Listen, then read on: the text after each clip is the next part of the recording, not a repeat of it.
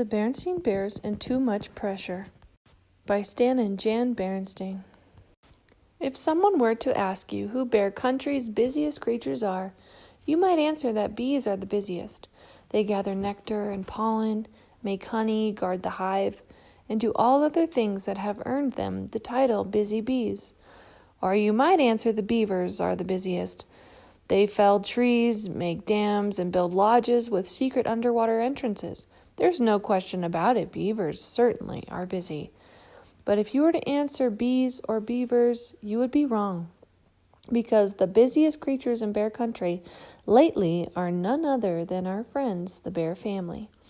The bears haven't always been so busy. They used to do things that most families do. They worked and played, went to school, visited friends, enjoyed nature, and once in a while, they just sat around and did absolutely nothing.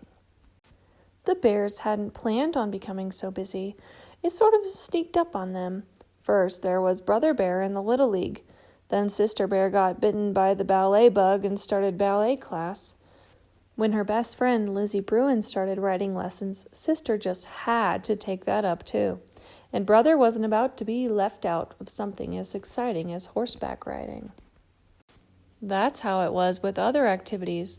As soon as one of the cubs' friends signed up for something, Brother and Sister had to sign up too. Before anyone thought to say enough is enough, they were also signed up for swimming, gymnastics, soccer. Soccer is how we get our kicks. Karate, art, I call it flower with drips, and computer club. Talk about busy. Mama or Papa Bear had to drive Brother and Sister to all those activities. Things got so complicated that Mama had to make a big schedule to keep things straight. Papa hung it on the wall. The schedule was especially difficult on Friday, and today was Friday. "Will somebody answer the phone?" called Mama after the fourth ring. "I'm busy getting things out of the freezer for tonight's dinner." "Can't right now," shouted Sister from upstairs. "I'm getting ready for ballet." "Me neither," yelled Brother. "I'm getting on my baseball stuff." Since Papa was out working on the car, Mama had to answer the phone. She reached it by the seventh ring. It seemed a lot longer to Gran on the other end. "Hello," said Mama. "Hello, dear," said Gran. "Is everything all right? You sound a little breathless." "Just a little," said Mama. "I was in the kitchen getting dinner out of the freezer. The cubs are upstairs getting dressed for ballet and baseball and Papa," but before she could explain about Papa, her shoulder bag got tangled in the phone cord, which pulled the phone down with a clunk. "What happened?" shouted Gran. "There was an awful clunk." "It was just the phone falling. Was there anything special, Gran?" What Mama didn't explain was that when she stooped to pick up the phone, her hat fell off, and when she reached for it, she tripped over the cord and was now sitting in a tangled heap on the floor. "I was just calling to invite you all to dinner sometime soon," said Gran. "Love to, Gran, but we're just on our way out, so let me check our schedule and get back to you." "Fine," said Gran after a pause. "Well, goodbye." "Mama," said Sister, "what are you doing sitting on the floor playing with the phone cord? Come on, we're going to be late." "Drop me off first," shouted Brother on the way to the car. "No, me first," cried Sister. "No, me," insisted Brother. When Papa tried to explain what had been wrong with the car, the spark plugs needed cleaning. Mama shouted, "Not now, dear," and roared off, leaving him in a cloud of dust. "Well," Gran said as she hung up the phone, "there certainly is a lot going on over at the tree house." "That's the way young folks are," said Gramps. "They like to get out and do things. Why, when I was a young feller—" "Doing is one thing," said Gran. "Overdoing," she added with a sigh, "is something else again." If Papa could have heard Gran, he surely would have agreed. There was too much going on, too much coming and going, too much rushing about, too much pressure.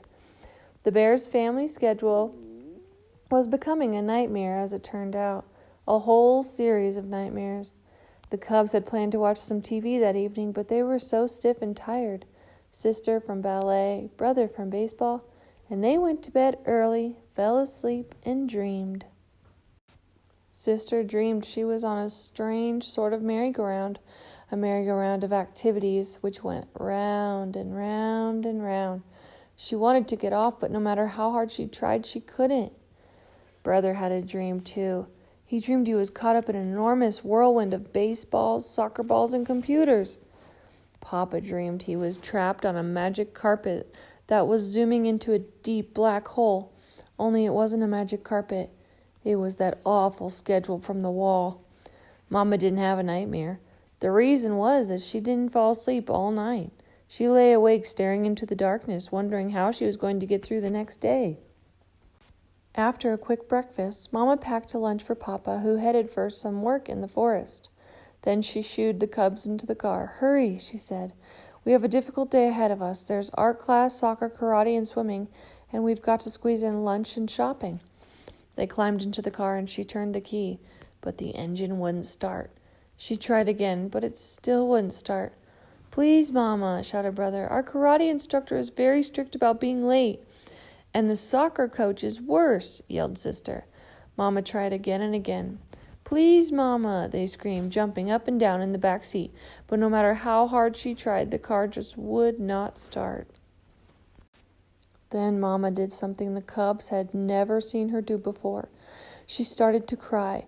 Big wet tears rolled down her cheeks. The cubs forgot karate and soccer and everything else except that their mama was crying. "What's the matter?" asked Brother. "Tell us, please," begged Sister. But Mama just went boo-hooing up the front steps and into the house. "Go get Papa," Sister said to Brother. "I'll stay with Mama." Sister followed Mama up to her room, where she fell on the bed sobbing. It was all Sister could do to keep herself from crying. "It's Mama, you gotta come," shouted Brother as he reached Papa's workplace in the woods. He told Papa what happened. Papa could see that he was upset about Mama crying. "Everybody cries once in a while, son," he said. "Even you?" asked Brother. "Sometimes," Papa said. "The problem with the car is those spark plugs. We probably need new ones.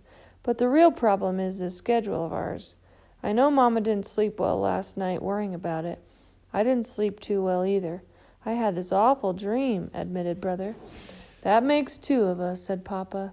"Sister had one too," said Brother as they reached the treehouse. "Mama stopped crying," announced Sister as Papa and Brother Bear came upstairs. "That's right," Mama said, smiling through the few last tears.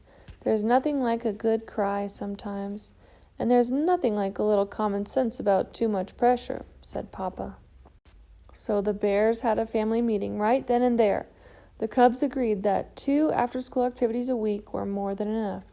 Brother chose baseball and computer club. Sister chose ballet and horseback riding. True, they lost their title, the busiest family in Bear Country, but they went back to having a very good time doing the everyday things that most families do. They worked and played, went to school, visited friends, enjoyed nature, and once in a while they sat around doing absolutely nothing. The end.